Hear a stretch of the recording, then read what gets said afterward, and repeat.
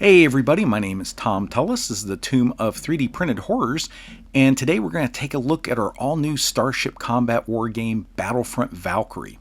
The starter set includes everything you need to play. It is completely 3D printable, which means the only thing you need to have that we don't include in the starter set is some six-sided dice.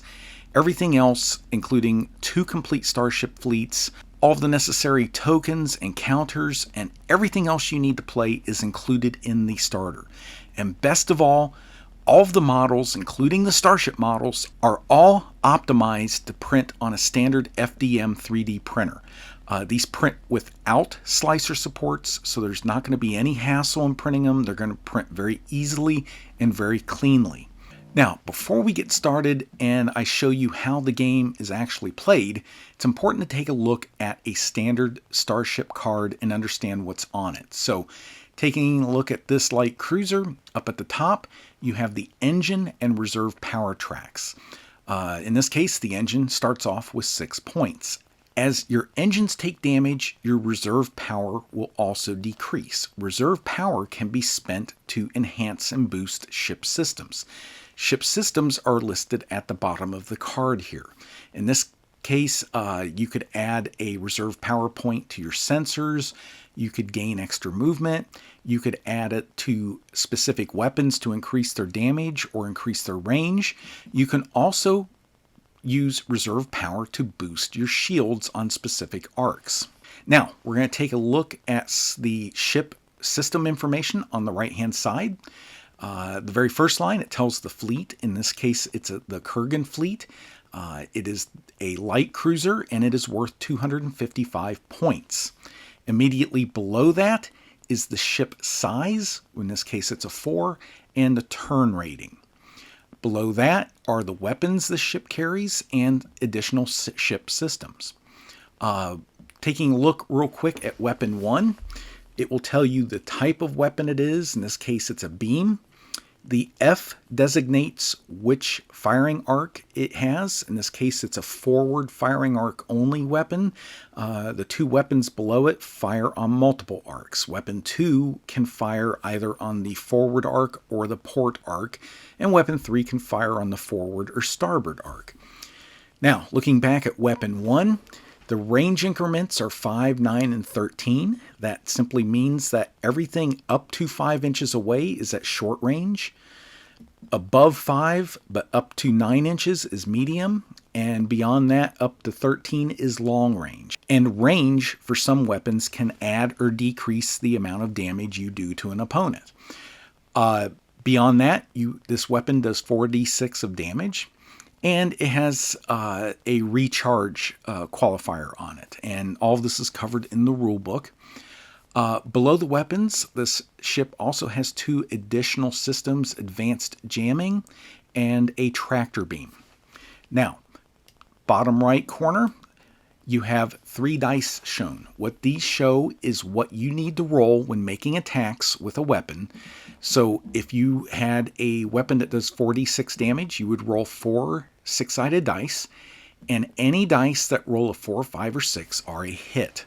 Now, moving over to the left, this is your general ship strength and your shield arcs listed.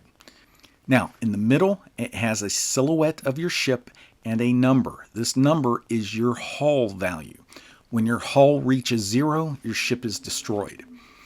In this game, damage can either be applied, depending on how the damage roll goes, either to the hull or to the engines, and so each will decrease independent of the other. When your engines reach 0, you simply lose your ability to move. You're adrift in space. When your hull reaches 0, you are destroyed. Now, looking at the top arc, all shield arcs on the ship card and on the ship bases are color-coded. That way, no matter how your ship is facing on the table, you don't have to do any mental gymnastics to try to figure out which arc corresponds to which arc on your ship card. Everything is color-coded. In this case, we're looking at the forward arc. It is blue. It will also be blue on the ship base sitting on the table. Immediately below the word forward are 2 numbers. Every shield arc will have 2 numbers separated by a slash. The first number on the left is the highest number. That is your full strength shields. The second number is your decreased strength shields. And if you remember when we covered engine power at the top, there are 3 light orange boxes. When your engines take a certain amount of damage and enter the light orange area, that is when you begin using your lower decreased shield number. So when this ship starts out, at the beginning of the game, it would have 3 for its forward shield number. When the engines drop to 3 at the top and start in the light orange area, the shield strength drops to 2 for this ship for that firing arc. So that's very important to remember, is your engine power has a direct influence on your shield strength. And finally, we have 2 dice shown here. The dice simply show what you need to roll when making a shield roll. In this case, only 5s and 6s will successfully block an attack. Next, we'll walk through what a common game turn will look like when playing Battlefront Valkyrie. To start off with, you begin with the command phase. Now, in the command phase, you will determine how many reserve power points you have left. In this case, the ship has not taken damage, so it has 3 reserve power.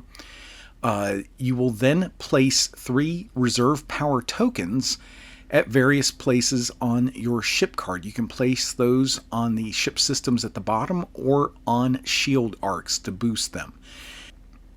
Next up is the sensor phase. This is your initiative roll for the game. You roll 2d6 and add the enhanced sensor bonus from any ship on your side that had reserve energy allocated to it. So if 2 ships had enhanced sensors, you would add 4 to this roll. If you had 6 ships with their sensors enhanced, you would add 12 to the roll. The highest roll wins. Next up is the movement phase. At the beginning of this phase, any drifting ships and asteroids are moved. Next, drones are deployed. Then all ship movements are made. And finally, the phase ends with drone movement. Ship movement begins with the winner of the sensor roll moving 1/2 of their ships. And it's up to them if it's an odd number whether they round up or down. Then the loser of the sensor roll moves all of their ships. And then finally, the winner of the sensor roll will move the remaining 1/2 of their ships. So to start off, all small asteroids are drifted 2 inches in the direction of the arrow on their base. Next up, any ships that are deploying drones will have a drone token placed adjacent to their base. Now, let's talk a little bit about turning and movement. Your engine rating, your current number of engine points, is also the number of inches you have to move in each turn. So if you start out with 6 engine points, you can move up to 6 inches in a turn. As your engines take damage and that number decreases, so will the number of inches you can move in a given turn. Moving in a straight line is pretty straightforward. 1 inch of movement costs you 1 of your movement inches. Where this gets a little bit more complicated is turning. Now, any turn of the ship up to but not over 45 degrees will only cost you 1 inch of your movement total. So you could move forward a little bit, turn, as long as that turn does not exceed 45 degrees, and that will only cost you 1 of your movement points to do the turn, and you could continue moving. Now, if you wanted to turn more than 45 degrees, that incurs a movement penalty. So anything under 45 degrees costs you 1 inch. As soon as you pass 45 degrees, the second 45 degrees from 46 through 90 cost an additional 3 inches of movement. So to turn 90 degrees in a row would cost you 4 inches of movement total. Now, this additional penalty for the second 45 degrees of the turn can be avoided if you move forward after the first 45 degrees, your turn rating in inches before attempting another up to 45 degree turn. So in this case, this cruiser elects to make a turn of a little less than 45 degrees. Then, to avoid getting the movement penalty, it's going to move forward its turn rating. In this case, the turn rating is 2. So it will move forward 2 inches, and then it is cleared to make another turn up to 45 degrees, and this turn will still only cost it 1 inch of movement. Then it has 2 inches left of its original 6 inches of movement, and it can move another 2 inches forward for 6 inches total. Finally, the movement phase concludes with all drones moving. Now, a drone will move in a straight line towards its target. If it reaches its target during the movement phase, it will detonate immediately. Next up is the combat phase.